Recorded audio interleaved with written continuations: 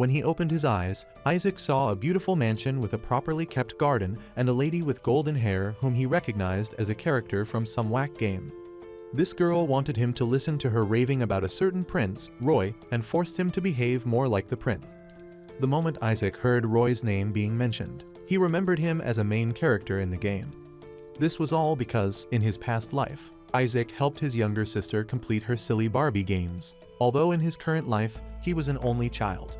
The lady he was currently with was named Lydia von Ernst and was the daughter of a duke. She was engaged to Prince Roy in the game, but presently, Lydia was just one of the many ladies waiting in line for his hand in marriage. In this world, Isaac was the son of a gardener working for the von Ernst family, although he was never a character in the main game and was so insignificant that he didn't qualify to be an NPC. Apparently, he reincarnated a year ago into the current world, and Luke still had memories of his previous life intact, but he acted normal even on his first day in the Duke's house. The Duke had a thing for cute boys, but Isaac could say the feeling was mutual when he saw the handsome man descending down the stairs. Isaac's dad bowed to the Duke and said his son would be visiting as his apprentice from that day onward, and then he motioned for Isaac to greet the Duke. He did, and the man walked over to shake Isaac's hands, impressed by how industrious he was at such a young age. The Duke also mentioned to Isaac's father that his son was a clever one, although Isaac's father believed his son was that way because he had man-sized baby jewels. The Duke said Isaac could go on to play with his daughter, who was about his age-mate, but Isaac was more interested in catering to the garden than anything else. This was because Isaac's father was taking care of the Duke's garden all by himself, so the boy was trying hard to gain his father's approval. After hearing his responses, Duke said he wished he had a son just like Isaac. But just then, his daughter came in and he suddenly became a simp, trying so hard to impress his daughter as he reached for a hug. However, the girl wasn't in the mood for her daddy and his weird daughter fantasies because moments ago, her maid ruined her hair and hurt her when she was fixing the hair. The father showed her some sympathy, knowing her hair was indeed delicate, so Lydia insisted that her father fire the maid at once. However, Isaac boldly said Lydia had a terrible personality, and this shocked the adults there. Lydia herself was speechless, so Isaac's father punched him on the head and made him apologize. However, Isaac didn't mutter a word of apology and Lydia asked him to repeat what he said, so he unfailingly repeated himself, adding that her repulsive personality made her look so ugly that he'd rather stare at his father's hideous face. She asked if he knew who the heck he was talking to, and he pointed out that he knew she was the Duke's daughter. This made her ask him if he felt his behavior was acceptable being a mere commoner, but he just asked her if her dad was applaudable, and she said naturally it was so. He then asked if she could say the same of herself, and she maintained her stance, but he asked her a second time, and she realized she wasn't all that she thought she was. Isaac went on to explain that the Duke had responsibilities that made him a laudable man, but there was nothing special about Lydia herself. She stammered that she was laudable because the Duke was her dad, but Isaac reminded her that even at that, she had to ask her dad to fire the maid for her, meaning she didn't have enough powers to do so on her own. At this point, Lydia's eyes were filled with tears, and she didn't hesitate to land a slap on Isaac's arrogant cheeks. However, he told her that resorting to violence was her indirectly admitting that she was defeated, and the fact that she couldn't answer his questions meant she wasn't all that she thought she was. Already, Lydia was upset, so she walked up the stairs with a look of embarrassment, while Isaac's father was ready to punch 10 generations of discipline into his son. However, the Duke stopped him right in time and thanked Isaac, who apologized for finishing Lydia with his words. But the man said it was helpful that Isaac did, because Lydia was fond of ignoring her father. Just then, the Duke's assistant reminded him that he was running out of time, so he turned to leave, but just before he left, he told Isaac that Lydia was his charming angel and was beautiful inside and out. Isaac had his fair share of creepy dads and his dad shared the same feelings, but the way he jacked that boy up, Isaac knew that was the last time he'd be alive. Later, Lydia was having lunch with her maid and couldn't get over the emotional damage she barely survived that morning, so she planned to get even with him one way or another. She first asked her who the idiot was, and the maid shared that he was the gardener's apprentice. This made Lydia assume that he could be in the garden, so she decided to go for a little stroll. Eventually, she found him working the gardens and Isaac asked her why she was panting like she did herself all night. He asked her what she wanted, and she said she was graciously granting him an opportunity to apologize for earlier. But he couldn't believe just how jobless she was because she came all the way for that. but she said it because she didn't have afternoon lessons that day. It was even more surprising that she had to start studying as early as that age, but he guessed it was normal since she was a noble after all. Anyway, he apologized to her in the least remorseful way possible and returned to his work. So Lydia felt some way that she'd walked all the way to force an apology for nothing. She then told him to look her straight in the eyes and apologize, but Isaac had better things to do than deal with that brat. She suddenly became curious about what he was doing, so he shared that he was pulling out weeds, but she pointed out that he was also pulling herbs along. He shared that they were also a type of fast-spreading weed, and they discarded them by sending them to her family's kitchen and then taking the leftover weed to his psycho mom. When she learned that they could be used for herbs and tea, Lydia was surprised, but she then remembered that Isaac had yet to give her rightful apology. He asked if the apology was for what he said about her ugly personality, but he thought for a minute and asked her how she'd feel if a war broke out and the king sent her father to the front lines. She sternly said it'd be a tyrannical move from the king, and war would cause irreparable damage to their country. Isaac then compared this to her comments about the maid and shared that commoners usually held on tightly to their jobs, so she put the maid in distress when she requested for her dad to fire her. This made Lydia upset, and Isaac further asked her if she even knew the maid's name, but she didn't. He asked if Lydia knew anything about her, and she said that of all the maids, that one made the best tea. Isaac told her she wouldn't be drinking any more of her maid's tea if she got the lady fired, and so she surely wasn't going to be okay with losing her. On the plus side, he noticed that she paid better attention to the domestic staff, and Isaac found that to be pretty laudable for herself. He also observed that she was acting up earlier just to get her father's attention, and while patting her on the head, he asked her to find better ways to do that next time. Lydia had already turned all shades of pink, all thanks to Isaac. Introduced himself and called her by the nickname Daya, but she said the name was reserved for friends and family members.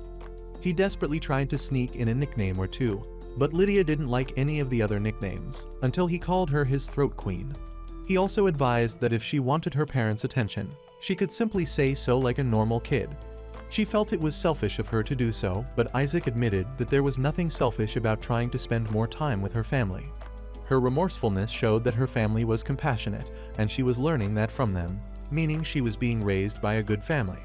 Afterwards, Lydia said she wasn't going to do what she did again, but Isaac told her to save the apology for the maid and apologize to the maid by calling her name. She agreed and told him to retract his statement about her personality, so Isaac tried so hard and swallowed his fat ego, after which he admitted that he didn't mean the words he said. Next, Isaac said Lydia was basically a lady who looked even more beautiful when she smiled, and this made her blush. She accidentally stroked her hair and felt that it was coarse, owing to some sand that was there. It found its way in from Isaac's filthy, soiled hands when he stroked her hair. A few weeks later, Duke Gerald was all over Isaac and thanking him for no known reason. But Isaac was worried about getting dirt on the Duke, and even asked why he was thanking him in the first place. The man said that Lydia had become unbearably cute, and even though she'd always been cute, she became even better lately. Now Isaac didn't understand how any of that had to do with him, but Gerald said that ever since Isaac advised Lydia, she'd been waking up early to see her father up and visiting her baby sister, Flora, more often. This motivated Gerald to try and have at least one meal every day with his family, and it also boosted him to work harder and finish his work earlier. Isaac felt it was all thanks to Lydia, but her old man said it was Isaac who should be thanked because he'd been providing Lydia with intimate therapy. Actually, Lydia had been visiting Isaac more frequently and updating him on her recent improvements, and Isaac barely ever said anything. Anyway, Gerald was glad that his daughter had a friend her age because it was helping her grow up. So he asked Isaac to keep up the good work and turned to leave afterwards. Immediately, Isaac's dad told him to get right back to work, so he did, and Isaac was being respectful because he enjoyed being an apprentice even when there was little for him to do. When he was younger, Isaac's dad showed him a public sidewalk he'd groomed, with flowers that were blooming just at the right time. Isaac was surprised that his dad didn't use any form of magic for this, because magic in their world was pretty normal, although it wasn't found among commoners. Isaac's dad possessed a bit of earthly magic, and being a gardener, he understood the soil deeply, but he never used his magic for any of that because he developed the skills to maintain a garden. And Isaac, who possessed water magic, also held back on using his magic, even though it'd make things easier. In his past life, Isaac would have gone crazy if he saw any form of magic, but in this world, magic was so common that it bored him. It suddenly occurred that he didn't know Lydia's form of magic, and she appeared right then with a red dress, but Isaac wished it was a red lingerie instead. Anyway, she came to tell him that she was a perfect match with her mother because they possessed the same form of magic. He asked her for the attribute she possessed, and she shared that it was the lightning attribute. But Isaac just wanted to disappear at that moment because lightning was the natural enemy of water attributes. Lydia's problem for now was she didn't know how much power she possessed because it could make her look like some heavy metal rock band vocalist. But Isaac told Lydia her powers would be useful in workshops where she could power machines all on her own and change batteries if she wanted to. She zapped him, even though Isaac was secretly glad that she was always coming to tell him everything, and this reminded him of his sister in the past life. Anyway, he had been meaning to ask her why exactly she was so gaudy. She didn't understand basic English, and neither do you, so Isaac explained that the word meant she was extravagant in dressing. For Isaac, it was her red dress and the pink ribbons that were too outstanding, and even a bit intimidating. Lydia wasn't exactly moved, and she wasn't going to have Isaac frown at her dress because, as a highly ranked noble, she couldn't present any form of weakness even at her age, and she always had to stand out as best she could. Isaac realized that she just wanted to look tough for some reason, but that meant she wasn't dressing to her taste, and so he asked how exactly she would like to dress. She said she'd prefer dresses with lighter colors like her mother, but she didn't even believe they'd be right for her. Isaac felt they'd fit her no doubt, but when he said it, Lydia was blushing a darker shade of red than her red dress. She loved the compliment but had to be clear that she wasn't changing her dress because of Isaac. But he said she could stick to her dress code if she was doing that for her dignity because she'd still look good either way. That was because she was really pretty. She maintained a perfect posture and had really nice curves. When he was done showering her with compliments, Lady Lydia was over the moon with embarrassment, but he was just telling her the truth. As she left, Isaac said he was looking forward to her makeover, so she reminded his fat face that she wasn't doing it for him. Days later, the very first person to see Lydia's pink dress was Isaac, and he didn't even know he was her first. Months went by and spring soon arrived, so while Isaac was tending to the garden, he forecasted that the rains were about to pour. This was all thanks to his water attribute, which granted him the ability to read the signs of rain an hour in advance. His father atop the ladder said they could hold off on heading home, and they headed to a cabin so they could take care of the garden in case the heavy rains caused an issue. Isaac said he'd inform his mom back at home that they'd be staying back at the cabin, and he went on to use his magic to create a messenger pigeon with a wind spell. That was possible because mages in their world weren't locked to one specific type of magic, even though they possessed specific attributes. Isaac had then been developing more than just his water attribute, so he could use wind and dark magic to an extent. Much later, Lydia showed up again and asked what Isaac and his dad were up to. So he said they were trimming the high branches on a tree. She excitedly asked if the branches could be used as firewood, but Luke said they couldn't use them in their fresh state, and it couldn't be processed because the rains would be coming in. Lydia asked him how he knew about the rains, so he said that his attribute was water, but she made a fuss because she was only knowing this for the first time. He told her to get back before her dress got wetter than her coochie, but before letting her go, he told her he'd be staying at the cabin so they'd finish what they started later that night. Lydia was glad that he'd be there till sundown because she could send for him after dinner. Isaac continued to gather wood because he was on cooking duty that day. He did all that because his mom was doing most of the housework, and since his dad did all the heavy lifting, he'd learned to help his mom and learned to cook in the process. When he was younger, Isaac promised to help his mom with heavier work, and he was going to keep to his word because this time around, he'd treat his mom right. In his past life, he was a failure and didn't want to inherit the family businesses, so he decided to be a white-collar slave and work an average part-time job. He studied to get into a mediocre college, but didn't know he was destined to die soon. Before his death, Isaac had finally gotten a job offer while in college and went through a medical exam for his new job. But he unfortunately found out that he had terminal cancer. He had only 3 months to live and returned home in despair as he thought about how to deliver the news to his family. But he was too carried away to notice that there was a vehicle speeding towards him. He died, but in his final moments, he remembered his dad and admitted he respected his dad's job even though they were always fighting, and he even planned to take over the business sometime eventually. However, when he died, Isaac realized that he was stupid to believe that he ever had a future. Now that he'd been reincarnated, he didn't want to repeat his previous mistakes and regret his actions. so he'd make himself more proud than he was in his previous life. Interrupting his thoughts, Isaac's dad patted him on the head and squatted for him to climb his neck. So he lifted the boy up and gave him the time of his life as they headed to the cabin. But Isaac asked that they swing by the kitchen, and he enjoyed another experience when his dad twirled him around. Feeling really happy, he thanked his father for everything, and the man broke into the widest proud fatherly smile ever. Later they arrived at the Gardner cabin, which looked like a presidential suite compared to their Miser Bay cottage, and even though it had been in use since the Stone Age, it still maintained its beauty. Isaac suddenly remembered that Lydia would send for him later in the evening, so he told his dad he'd shower first, and he did that right after they enjoyed their meal. Afterwards, the butler called for Isaac, who was being summoned by Lydia, but he was still in the bath, so his father quickly dried him up and put a raincoat on him. He bade his dad goodbye and got in the castle, where he sat on a grandiose sofa all by himself. Isaac couldn't believe the preferential treatment he was getting, even as a commoner.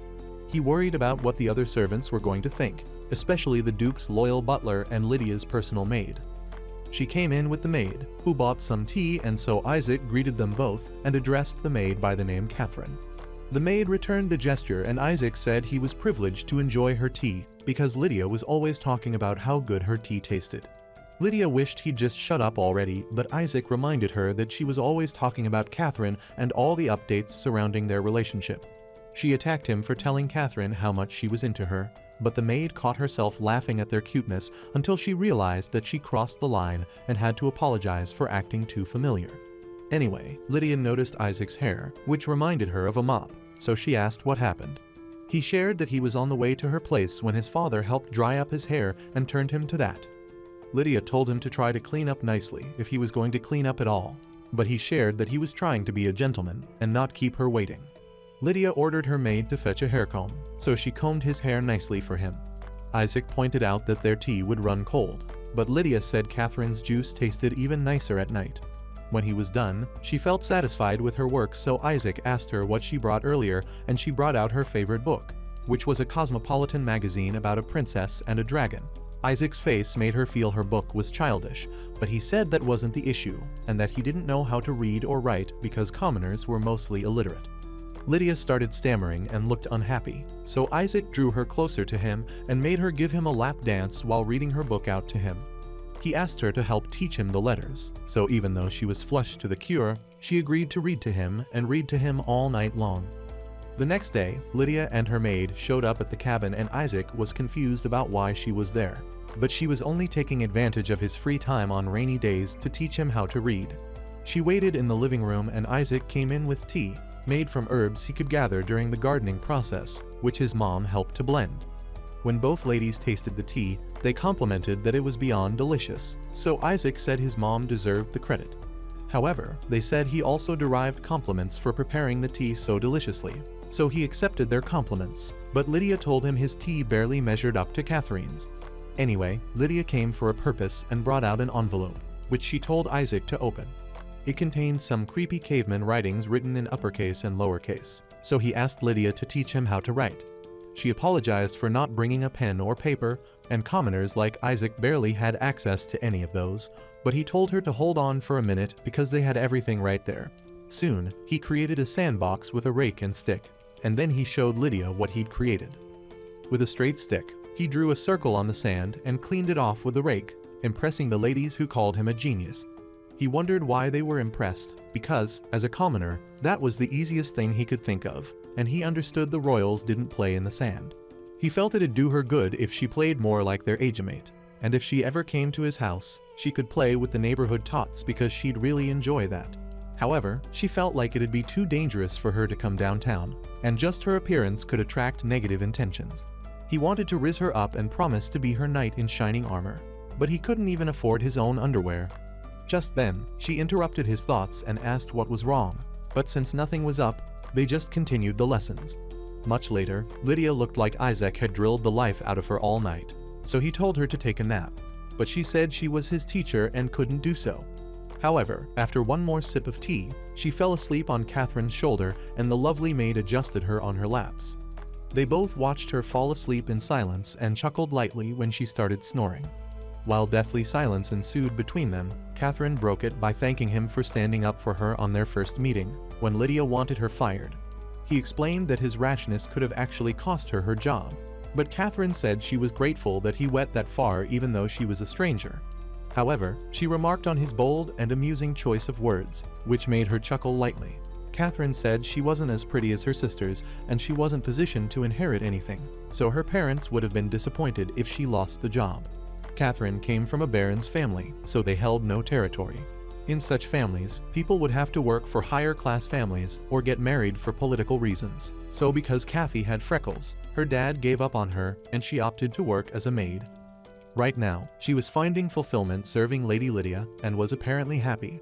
Even Isaac observed that they looked like sisters, and all that closeness wouldn't have happened if Lydia hadn't freaked out that day.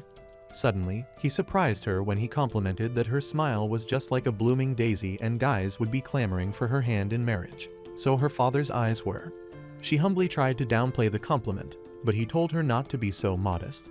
Just then, Lydia made happy noises in her sleep, and Isaac remarked on how she was completely into it. So Catherine shared that she stayed up all night working on the lessons until she got perfect at it. This warmed Isaac up from within, so he promised to cherish the letter. Just then, Isaac's father called him by the name Zach and told him it was time for them to resume work. So Lydia woke up, greeted them, and asked who Zach was. It turns out Zach was Isaac's nickname, so he permitted him to call her by the same nickname. She kept calling the name Zach and had this really nasty grin on her face. But she suddenly became aware and alert and realized that she was really wrong. He asked her what she meant was wrong, and she haughtily said it wasn't befitting for a duke's daughter to smile in such a manner. In the morning, Gerald was smiling happily as he shared how Lydia was always seeing him off with a wide smile and had become less shy. But his butler, Heinz, had enough of that wimpy beta male calling himself a duke, so he told him to move his hands and not his fat mouth. Gerald said he was working, but the butler said he could work even faster if he'd just shut up his mouth. But the Duke would rather die than stop having a thing for his daughters. Besides, Heinz insisted that they only spoke at home, so that was the only way he could cope. However, the butler said he had no boundaries when it came to his family, and Gerald agreed, saying his love for his family was boundless. That was precisely what Heinz was trying to prevent, so he reminded the Duke that lots of eyes were on him, and he was in a critical position. But secretly, Heinz was in awe of the Duke, who was a devoted husband and ignored his tons of female admirers, wore a smile to work, but never let emotions cloud his judgment. This man, Gerald von Hurst, was known as the nobleman of ice who could use a combination of ice, wind, and water, which was really rare. His share of magical power exceeded the abilities of a normal person, and at a young age, he was heading ministries in the industries of magic, pharmacy, and medicine, earning him the title of the Tri-Branch Minister. He hardly had haters because of how competent he was at his job. But the moment his family was involved, Bro would lose every form of testosterone and simp until he dropped. To Gerald, nothing mattered outside than his family, and the only way Heinz could get him back to work was to say that Lydia had been deeply impressed with her father's hard work recently. He enthusiastically returned to work and pointed that he indeed had a wonderful friend, but Heinz let him know that they were more than friends. Right then, Lydia came knocking as she came to visit her father, who showered her with praise. She came visiting because she heard he wasn't going to work, and so she wanted him to accompany her to visit her baby sister. Without hesitation, Gerald said he was already done with what he was supposed to do, which was quite surprising to Heinz because he didn't notice how fast he was. On his way with his girl, Gerald apologized for having so little time for her, but she was glad to have caught him working so hard. Anyway, his attention was drawn to the book in her hands, and he asked if she brought it for her baby sister who was way too little to read, but Lydia said it wasn't, and planned to actually tell him more later on. As he got into the room, Gerald beheld his wife's beauty for a minute and remembered why he pumped her belly with 2 babies. After, Lydia asked her mother if they could disturb her peace, so she welcomed them into her bouncy bosom, and they both surrounded her, playing with her. Gerald missed his wife and wished he could give her some quality eggplant sessions to keep her happy. But Flora started crying because she was too young for that bull they were trying to say in front of her. Since the rains had calmed, Lydia suggested that they stroll through the gardens so she'd show her dad where the hydrangeas were blooming. So he found it lovely, although she knew so much about the garden. But it's all because she was getting pruned by that garden boy. This made her father jokingly ask her why she hadn't told her mom anything about Isaac. But it seemed the lady herself had been getting reports from the maid about Lydia's recent escapade. She said she was disappointed that she didn't get to find that out from Lydia herself, and the girl said she didn't want her mum to be opposed to the idea of her hanging out with a commoner. Her mum asked if Isaac was Lydia's crush, and even without uttering a word, her mum knew he was, so she said she'd be pleased to meet him. Lydia was over the moon with excitement and called Isaac by his nickname. But her mom teased her about this, and Gerald said he was already envious of Isaac since Lydia was all over him. Anyway, Lydia extended the book to her dada, saying she'd been hoping to get more chances to speak with him. Apparently, Isaac suggested that Lydia and her father both write in the diary and exchange it, and even though she acknowledged that her father was a busy man, she asked him to help teach her how to write better. This felt like heaven for Gerald, so he took a moment to thank God for that moment. While Heinz dragged the book from his hands, the Duke protested this, but Heinz reminded him that he had other things to attend to at the moment, so he'd certainly get the book right after he was done with his other responsibilities. To cheer her whiny father up, Lydia extended her hands to his and asked him to go out on a walk with her. Meanwhile, Isaac was with the cooks and asking how he could be more like them, so one of them asked if he lost a fight or was dealing with girl problems. From Isaac's expression, they assumed he was aiming too high, but he only wanted to be stronger. Just then, Heinz came in, and the head chef asked him to spare a moment and train Isaac because he was so good at it. He drew Isaac aside and properly introduced himself, and then asked Isaac why he wished to become strong. Funny enough, the only thing that could pop eye on Isaac's head was Lydia, so he said he wanted to be strong enough so he could protect Lydia. First, Heinz created a fake scenario and asked Isaac what he'd do if he was assaulted while escorting Lydia. Isaac said he'd run, so Heinz asked him what he'd do if he was alone. Isaac said he'd run because the assailant could have a weapon on him or have other backup, and he was too small to defend himself well, so he'd run until he found safety. And even if he was alone, he'd hate to do anything that'd make his family grieve over him. It seemed his responses gained Heinz approvals, so he said he'd train him once or twice daily, and he'd have to do 50 sit-ups and push-ups daily. But by the time Isaac was done with the first round, he was panting so hard, all thanks to Heinz being the meanest personal trainer alive. Soon, he settled down for lunch and took out a sandwich to chow, so he said a little prayer and Lydia was curious about what he was doing. He explained that he was giving thanks for the lovely meal and thanking his stars that he'd get to squeeze her nunness someday. She was confused about that, so he further explained that he usually expressed thanks to the king for the food since the food only existed, all thanks to nature and the people of their country. Lydia found it to be quite strange, but Isaac had been doing this right in his past life. She respected his choice, and Isaac smiled at her because he loved how much of a great listener she was. She blushed really hard and Isaac asked her what out was she wanted, so she said her mother had invited him for tea in the afternoon. She warned him to fix up his scary, botched-up face before showing up, and then she took off with lightning speed. Later, Isaac visited the castle and had the most awkward meal with Lydia and her mum, so he was confused. It didn't even help that Lady Lydia was equally tense, so Isaac took it upon himself and broke the silence by thanking the Duchess for the excellently tasting fruit tea. She accepted it and asked if he'd like a refill while inviting him for another visit. She was also interested in knowing him as well as her husband did, so he said he'd swing by to give her a nice time. Anyway, Lydia's mom thanked him for encouraging her daughter to put on a matching dress as her mom. Isaac noticed that the colors of their dresses were similarly colored, in contrast to the usually bright red dresses Lydia wore, typical of some ex-virgin mourning her days of purity. Her mom wondered how he did it, but found he used his silver tongue to turn her good side on. He addressed her by the name Lady Octavia, but the Duchess said he could simply call her Via, and even though that sounded like a tasty option, Lydia was about to explode with envy, so her mom told her not to be jealous since he could also call her Dia. Lydia was boiling while claiming not to be jealous, so Octavia bragged that she'd be the only one with a nickname after all. This looked cute, so Isaac decided not to offend Lydia and instead of Via, he decided to call her mum Lady Ock, but Lydia wasn't going to let him call her mum something so ridiculous, although the cougar seemed to be enjoying getting teased by her son-in-law. He noted Lydia's face turning various shades of red and tried to cheer her up by asking for her teacup. Obviously, he had his own, but still preferred to take hers, so he took it and gave it back to her. She slipped on his delicious tea and found that it was cold, even though it was warm when she gave it to him. He said he cooled it with magic to make her calm down. This surprised both mother and daughter, and they asked how he was able to do that without chanting a spell, while Lady Octavia asked if he had two attributes. Isaac said he didn't, but had developed the habit of training his other attributes, such as wind, which was his second best after water magic.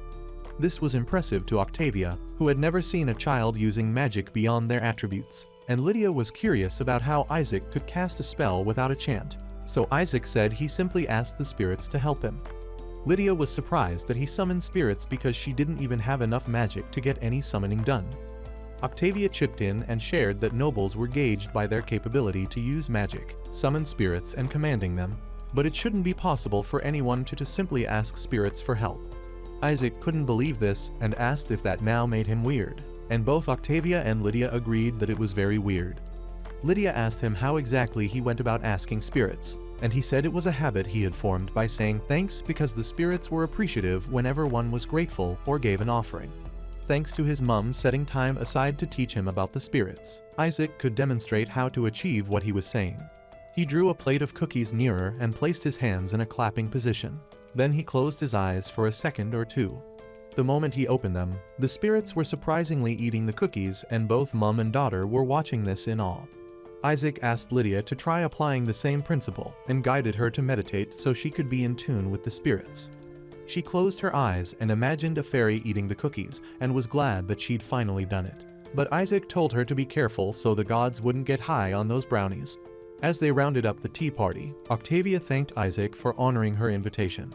However, he noticed that she'd been shifting her hands recently, meaning she was getting tired, so he offered to help her hold baby Flora. The moment he held her, Lydia was aggressively insisting that she could also hold her little sister, but Isaac said she couldn't support her sister with her arms yet. Watching him handle Flora so gently, Octavia asked if he had siblings, but he was sad he didn't and had spent so much time caring for babies in the neighborhood.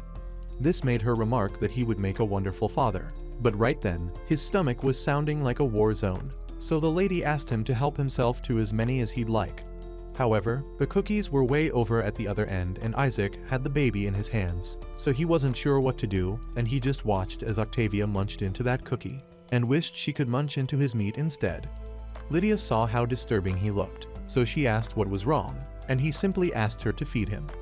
This took her by surprise and made her blush really hard, and that was when Isaac realized that he'd randomly said that because he was so hungry that his brain went into hibernation. He then began to apologize, but Lydia said he was holding Flora after all, so she went on to feed him. Afterwards, he thanked her and she was shy, but she fed him a second time, and he said he'd pay her back for that someday. When he got back to his home, the neighborhood youngins thought he got fired and asked him what he'd been up to, so he said he'd been exercising, and one of the kids laughed it off because Isaac was so lanky. But one of the kids named Maria was madly upset because she smelt another woman's buttercream on him, and even without a word, the other kids knew he was guilty. He later told the boys that if they wanted to protect the women in their lives, they'd have to be really strong. With that, little Johann said he'd get stronger to protect his mom, while Paul only wanted to be strong so he could beat up the man who was secretly making his sister scream every night. Now the boys felt they needed to play a game called Knights if they wanted to be strong, but Isaac said he wanted to run some errands for his mom. Before he left, though, Maria called him a lame old idiot and said she wouldn't let him dodge the question again. When he arrived at home, Isaac told his mom he'd also like to fetch some flour and eggs because he wanted to make some cookies for Lydia so he could keep hitting that cookie. His mom asked what Lydia was like, so Isaac shared that she was a cutie with weird facial expressions. This made her say he was just like his Dada, whom she married, because he had the habit of calling things cute for no reason at all, so she fell for his trap. In that light, she wanted Isaac to be more attentive to his words and try not to say things that could give people the wrong idea. He claimed he only ever said what was on his mind, but his mum said that was exactly what kept her worried. But she just sent him on his way already, permitting him to pick up the extra flour and eggs. He later headed into the market and found so many people gathered and watching something. There was a glimmer in their midst, and this aroused Isaac's curiosity even more. It turned out to be coming from a young guy who looked like he fell straight from heaven, and so was assumed to be a noble. Isaac asked the guy if he was lost, but he said he knew exactly where he was going, and he came there with a specific mission. But unfortunately, he couldn't recall the exact path back home. Now, Isaac's eyes were barely staying open, and the boy was confused, so Isaac had to explain that if blinding beauty was a person, this noble dude would certainly be the one. The boy humbly apologized, but Isaac just put his cap on the boy's head and said there was nothing to apologize for, and at least the cap would make it easier to stare at the boy. Next, Isaac grabbed his hands so they could leave because someone could be searching for the boy on the main street. He asked if there was a meeting in advance, and the boy said he'd have to meet the other person at the water fountain if they were separated. While they headed there, the strange boy asked Isaac if he was able to tell that he was from a noble family, so Isaac told him it was too obvious from how he was dressed. This was disappointing to the boy because he'd worn the cheapest clothes he could find. Isaac said he could have started with a wig because it was extremely rare to see a commoner with golden hair, hence why it was really obvious. The boy said he'd keep it on mind for the next time he'd visit, but Isaac offered to lend him some of his clothes instead.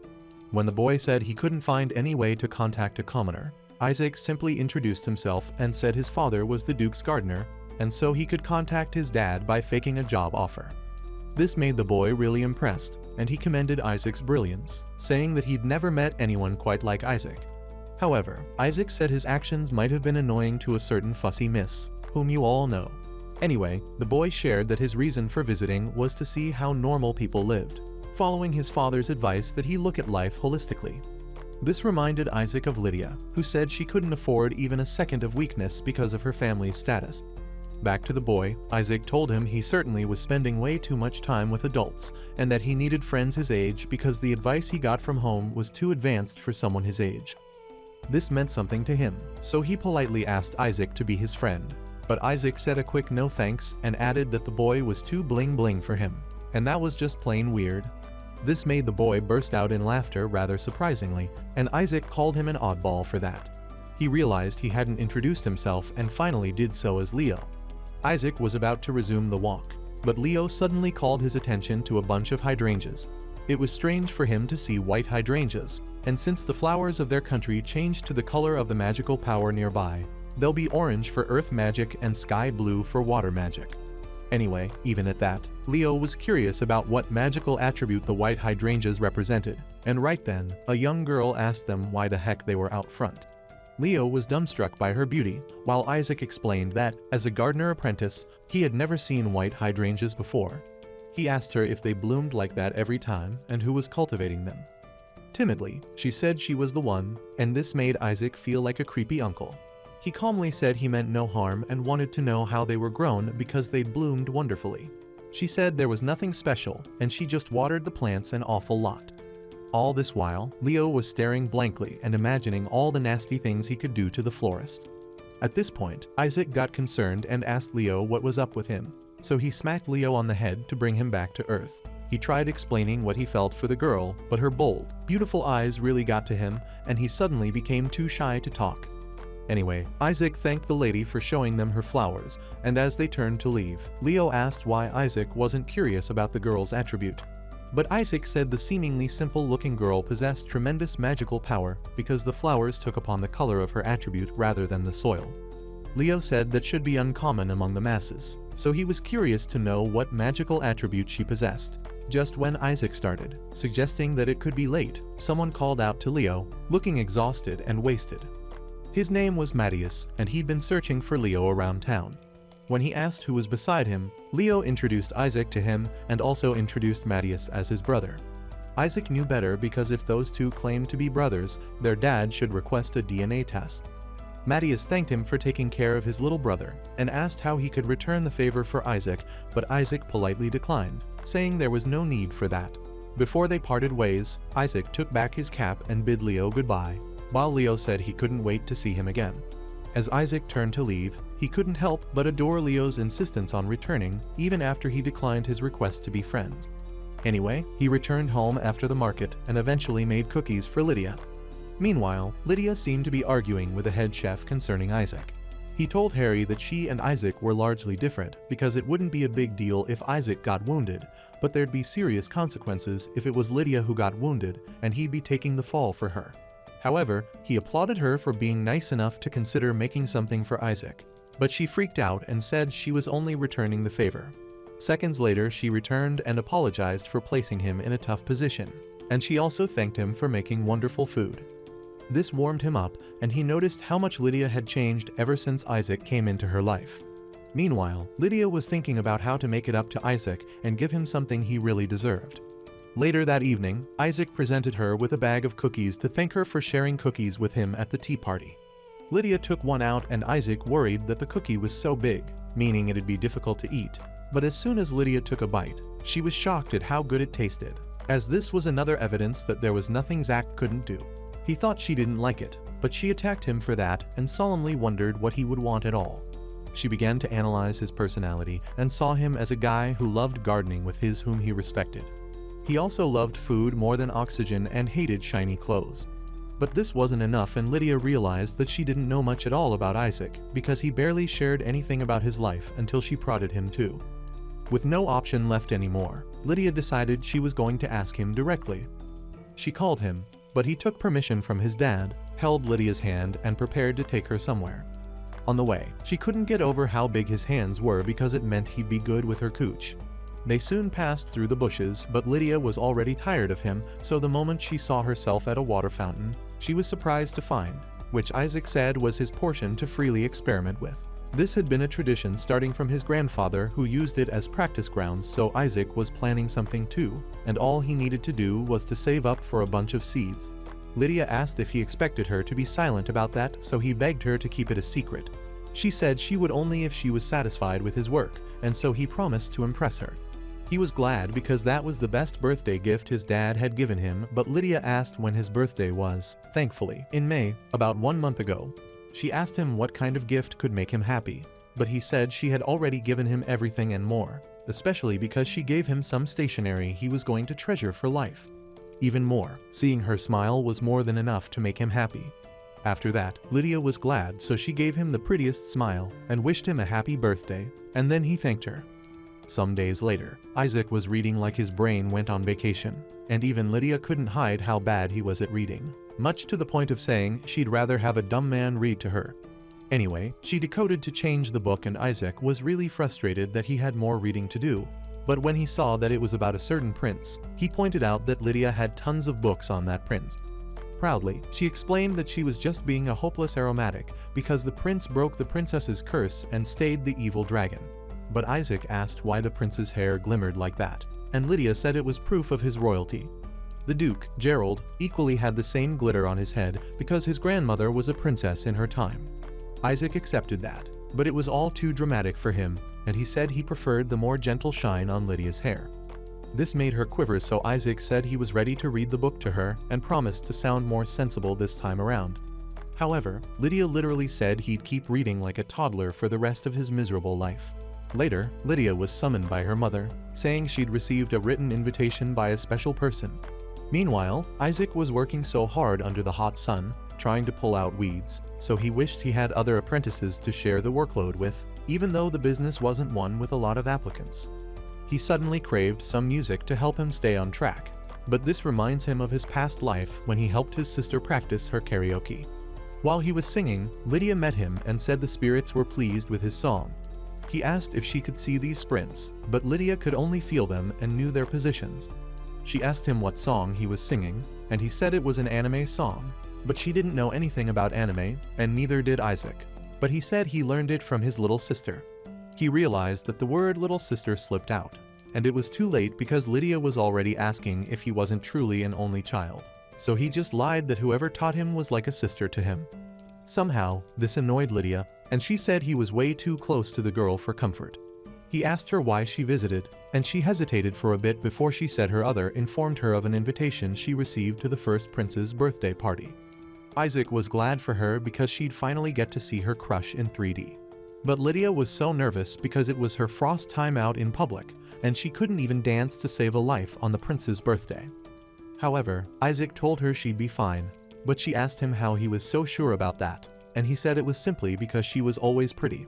He also told her she wouldn't bring her parents shame because she was their pride and joy, and that everything would be okay if she remained her usual self. She got tired of Isaac's sweet tongue, but he was glad to see her cheer up a bit, although she was visibly under pressure.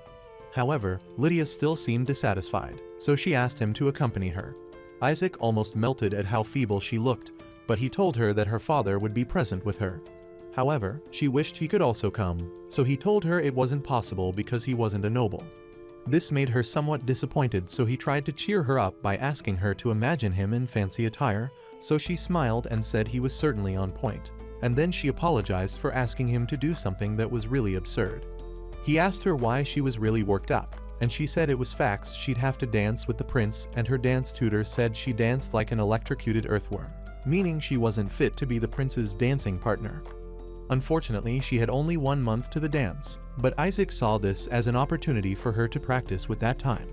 Anyway, she said she couldn't let her parents know about her weakness, so Isaac said they'd have a secret dance session, and he knew the perfect place. Soon, he took her to a gazebo, which no one would use by that time of the year because it was detached from the main building. He told her he was behind her all the way, but she wanted him to be her practice partner. However, he said he couldn't dance, but she said she'd teach him the barest minimum since his height made him a perfect dance partner. Even though he'd rather be doing something else, Isaac agreed to dance with her because that would help her after all. Much later, Isaac was getting drilled by that butler, and he worked his buns off until the man said he could rest. Hines was really impressed with him because his form had improved, so he asked if there was any reason for that. Isaac knew it was because of his dance lessons with the lady, but he lied that it was some stretching exercises that he was up to recently, so the man said he should keep it up and discharged him to resume his duties. At every point that Lydia came to speak with him, he knew it was his practice time, so he put on an apron to prevent her from getting dirt on her body. He put in his very best to maintain a basic waltz, which was what had greatly improved his form, and before he knew it, it was the last day of practice, a day before the party.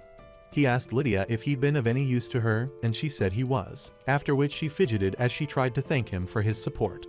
He told her that she'd worked the hardest through it all, and then presented her with a present for her hard work and wished her luck. She opened it and found a pretty flower ribbon, which he said could serve as a good luck charm. Isaac nervously explained that he got the baby rose from the estate's greenhouse and placed a cheap ribbon on it, so he said she could just toss it if she didn't like it. But Lydia said she'd never ever discard that gift. After all, it was really pretty and gorgeous. This time it was Isaac's turn to blush, and Lydia said she would give her all tomorrow. He advised her not to get too nervous in front of the prince, but she said she only needed to look at her ribbon to remind her of him and be back to her senses. Isaac knew nothing about the fancy noble parties, but every ounce of his desire to help her was loaded in the little charm he gave her, and he really hoped she could dance to the fullness of her heart. On the day of the ball, Gerald took his daughter's hands as she stepped out of the carriage and addressed her as his princess. She said his words might be disrespectful to the king, so he called her his angel instead. As they walked, people were all whispering about him and all his accomplishment, and his pretty daughter who looked as lovely as a doll. As they walked down the hall, Gerald noticed that Lydia wasn't quite as nervous as he expected, but she said she was really nervous that she may do certain things to offend the royal family. But having her father beside her was more than enough reassurance for her. This made him blush with excitement, and he said they could return home any moment from then, and even right away if she wanted. But she said she hadn't even spoken with the prince yet. Her old man said he'd rather not meet him at all, because he'd barely seen him at all, and that his reputation far preceded him since, at such a young age, he was sharp and sensitive to his people's needs, meaning he'd be a kind and wise ruler. Lydia even added that she heard the prince's hair glittered like the Milky Way, and he had quite the character. Anyway, her father noticed her wearing some ribbon on her hand, which wasn't present when she left home. She, however, said it was a charm, and even without her saying anything, her father knew it was Isaac who gave it to her, and he'd know what really suited her. He said Isaac had an interesting use of water magic because he used it to rehydrate a dead dried rose. Her father's reactions made her question what he was doing, so he said she should forgive his boorish behavior because he was simply glad Lydia had made such a great friend.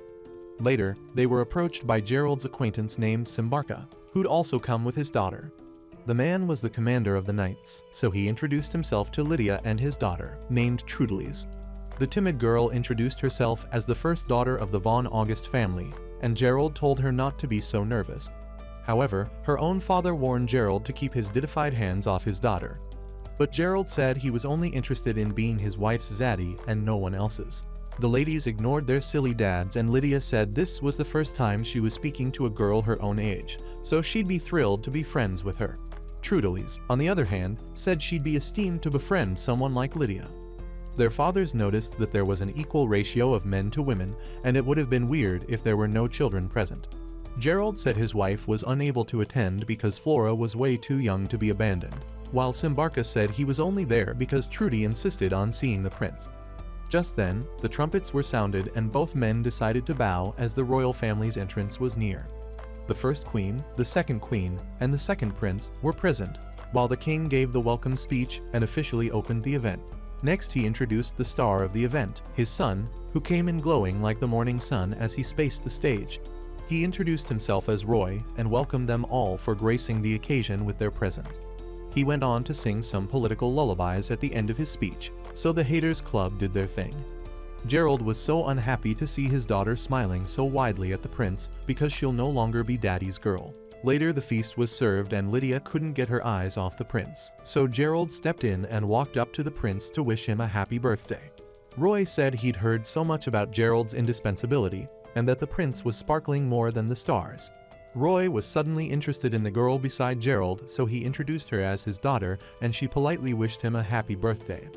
He said she appeared innocent as a virgin, but had a brave and dignified look in her eyes when she swallowed his sausage whole. He went on to ask her for a dance, and she accepted his request. In the process, he said she made a fine choice of partner for his first dance, and asked her if that was her first time dancing. But she said she'd been practicing daily on her own and all that. Roy pointed out that being a noble meant they had little to no chances for socializing, and that the party was only possible because his father was willing to grant him his wishes. Even at that, Roy felt like the king had his own agenda for throwing the party. But Lydia said he was being a little too candid. However, Roy said she didn't have to be formal and could call him by his name. As he smiled, she almost melted in his hands, but eventually settled on calling him her baby daddy. Again, he was sure that she was the perfect choice, but she asked him exactly why he picked her. He said it was because she looked him squarely in the eye where the other ladies were already crumbling to their feet because they were high on his jizz, so he was unable to maintain a conversation with any. However, when he ran into her, things took a different turn, and that meant he couldn't give up. He thanked her for giving him hope, and all she could think of was the importance of having someone to truly speak to, such as her Isaac. In that case, she said she was pleased to speak with him whenever he desired. But just then, the music ended and everyone clapped for them. They took a bow and Roy returned her to her father, and then he and Gerald bid each other goodbye, with Roy hoping he could visit Gerald's famous garden. On the way back, Lydia asked her father if she was rude, but he told her she was a remarkable portrait of a lady there. She said the prince was even more wonderful than she heard the rumors say, but her father asked if she'd be happy if the prince took her as his bride. She said it certainly would be a dream come true, so her father shared that the real reason for the party was that they were seeking potential marriage partners for the prince, and Lydia was one of such candidates. When she heard that she was one of the prince's potential fiancés, Lydia was surprised because she wasn't expecting that. However, her father said even Prince Roy didn't know what was going on, but the king was secretly searching for potential partners for his son. This made Lydia recall her conversation with the prince and figure that even he may have suspected what was going on. Anyway, her father told her that she was only a temporary candidate, so he'd do his very best to support her. She retired to bed, but was unable to fall asleep and struggled because she kept on thinking about the subject. Earlier on, her father asked her to make up her mind and let him know her decision, even if she wanted to step down. However, she wasn't sure her father could get away with obeying a royal decree. Right then, there was a knock on the door, and her maid came in to greet her, but became worried when she saw how tired and unwell Lydia looked. She then advised her to take some time to rest because Isaac won't be coming. Lydia was at peace with the fact that Isaac wasn't going to be there, but even if he was, in her current situation she couldn't bear to see him. Catherine was genuinely confused and asked what was going on, so Lydia began her narration. When she returned the night before, Isaac asked her how her dance went and the whole party in general, so she said that her father was impressed with her. He also asked how it felt for her, seeing the prince of her dreams up close and personal, but she barely stammered her response and eventually said he was just as depicted in the picture books, an incredible person to behold. She was about to tell him more but just shut her mouth up because she couldn't tell him she'd been doing it raw with the prince. Now, Lydia's current issue was the fact that she had never hesitated to tell Isaac anything about her life, but was suddenly withdrawing the truth about her potential engagement. The idea of even being one of the prince's potential fiancés made her happy beyond words, but she couldn't understand why she was finding it hard to tell Isaac the truth about her situation and had no idea what exactly to tell him. But Catherine asked her if it was necessary for her to divulge this to Isaac, because if she was uncomfortable about bringing it up, she could simply choose who to share certain information with. She may feel guilty about keeping a secret, but not talking about it didn't mean she was hiding it. Ultimately, Catherine asked Lydia what she was more comfortable doing, but the lady still wasn't sure what exactly she wanted to do. With this, Catherine said she only wanted the lady to follow her heart and do as she wished, but as an ever-loyal maid, she'd stay beside Lydia whenever she needed her. This made Lydia feel warm and reassured, so she thanked Catherine and planned to let Isaac know the truth someday. Much later, Isaac and Leo met again at the fountain, but he yelled at Leo for sending him some sort of letter because he could barely read it since he wasn't much of a literate. Anyway, Leo apologized and admitted that he was still very inexperienced, but Isaac knocked him on his empty skull and said it was already good enough that the boy was trying to rectify their country's problems. He smiled widely and started glowing again like Christmas lights, but Isaac noticed that he'd come again with his guard and a wig this time around. However, Leo said he looked more like Mattias's younger brother, and they could just leave it at that. Anyway, Isaac invited him over and led the way to his home, where Leo and Matt warmly welcomed them. She was surprised that Isaac brought his noble friend home before he brought Lydia, but he said the girl was too cute to be in their ghetto area, unlike Leo, whose face was everyone's nightmare. He headed upstairs to lend Leo some of his clothes and handed him a pair to try on while he waited outside. From within, Leo pointed out that Isaac was quite the generous one, because it was obvious he was hiding his real identity from Isaac.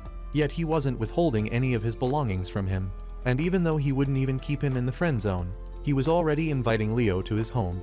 However, Isaac said there was no big deal to it because Leo wasn't a bad person, and as a noble, it was understandable that he had to hide his real identity. Anyway, he claimed he only helped Leo because the boy was standing in the middle of the road and getting in the way of others, but this made Leo burst out laughing. Isaac called him a weirdo and Leo called him the guy with the widest mouth on earth. When Leo stepped out, Isaac couldn't stop staring because he was the kind of guy who made even rags look good. Right then, they heard a voice that Isaac recognized as Maria's. She asked who was beside Isaac and Leo warmly greeted her with a pleasant smile as he was introduced by Isaac. It seemed she'd fallen in love at first sight, but soon tried to explain herself to Isaac with the "it's not what you think" line.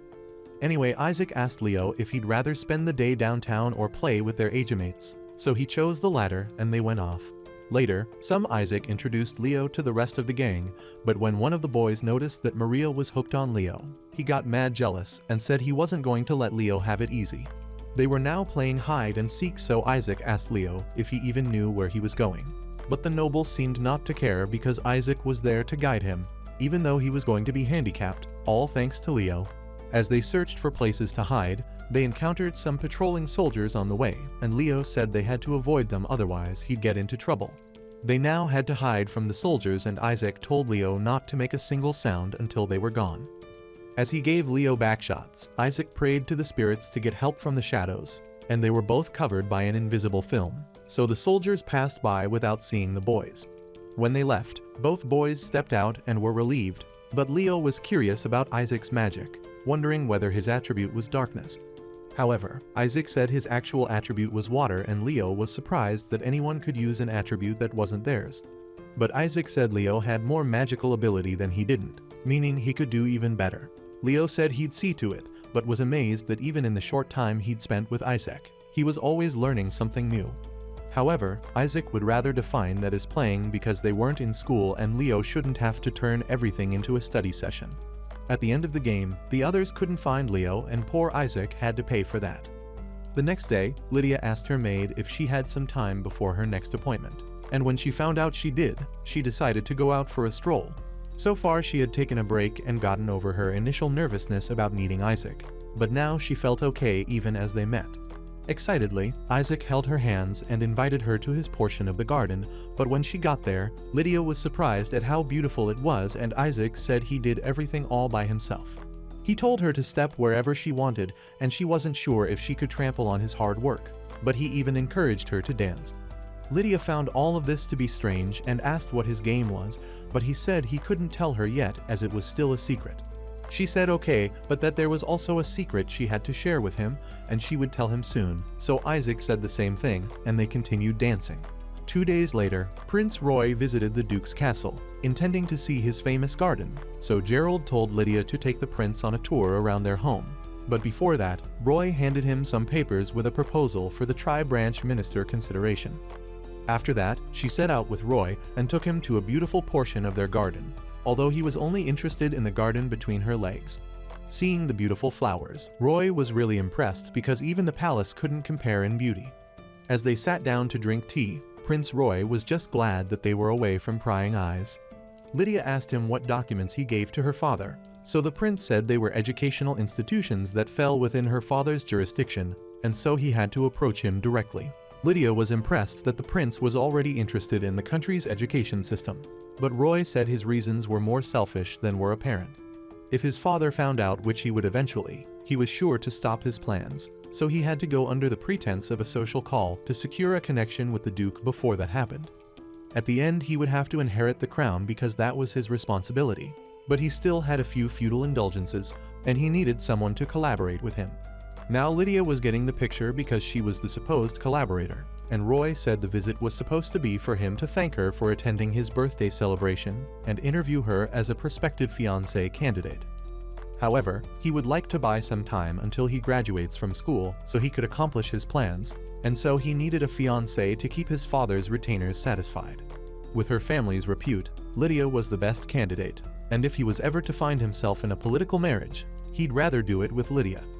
This initially surprised her, but he said she didn't have to answer right away, and they could get to know each other first, so she could judge for herself whether his sausage was big enough for her.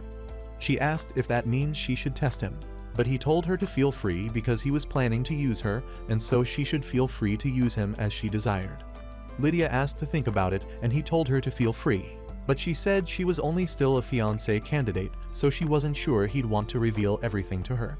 However, Roy said he wasn't planning to hide such information from a friend and later shared that he would like to use the engagement as a point of contact between himself and the Duke.